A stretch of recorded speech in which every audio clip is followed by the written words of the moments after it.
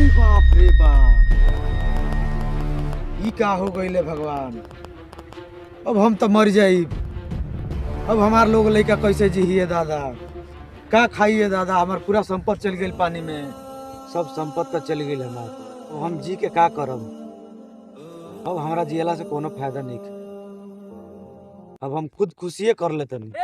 हौ देख रे ससुरा कहत रस कि मैं धल गइल पानी में डूबे जाता का रे। धर धर धर धर धर धर जी के का करब है दादा, मैं धन हमार गइल। जय हो मैया, अब हमरा के अपना शरण में ले ली।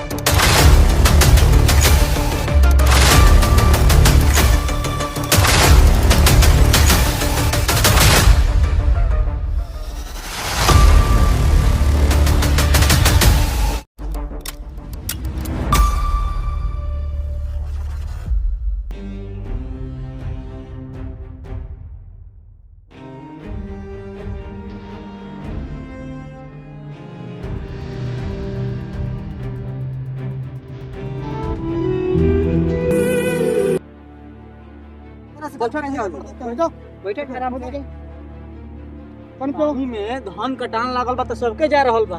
केतना धारा टेंशन लेले को नहीं खे। तू ही चल जीबो त फेन आगे के का होई। तो बबुआ हमार लइका का खाई। ऊ त बात सही बाटे तहार, लेकिन जान देहला से कोनो चीज सही ना होला। ठीक बा, एकरा पर लोग से कह विचार करो लोग। ठीक बा, सरकार तो कुछ नहीं के करत, तबे तो हम हाथ हाथ में करता नहीं बबुआ। आत्महत्या कइला से सरकार ना सुनी। पानी ठीक बा, पहिले पानी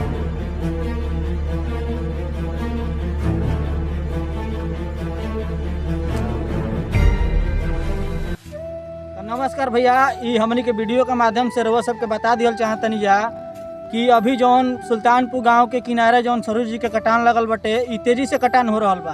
तो वीडियो के माध्यम से रउआ सबके संदेश पहुंचावल चाहतनी जा कि एकरा पर रउआ सब ज़्यादा से ज़्यादा तनी आवाज़ उठाई, ताकि ई वीडियो के माध्यम से एक दूसरे के पहुँचे, ताकि लोग एकरा बारे में सोचे। ठीक बा, आए दिन यही किसान आत्महत्या करत जाई और केहू एकरा पर आवाज़ ना उठाई। ठीक बा, एंग अगर होत रही तो केहू केहू के ना हो सकेला। वीडियो के माध्यम से हमने कुछ संदेश दियल चाहत नहीं है जा।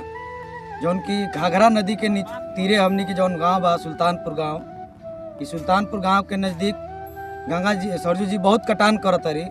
तो वीडियो के माध्यम से हमने के माननीय मुख्यमंत्री जी के पास संदेश भेजल चाहत नहीं जा कि कुछ एकरा बारे में उपाय करी और कुछ सोची। और जे भी हमने के वीडियो देखत हटे ओके लास्ट तक देखल जा और अधिक से अधिक शेयर कइल जाए।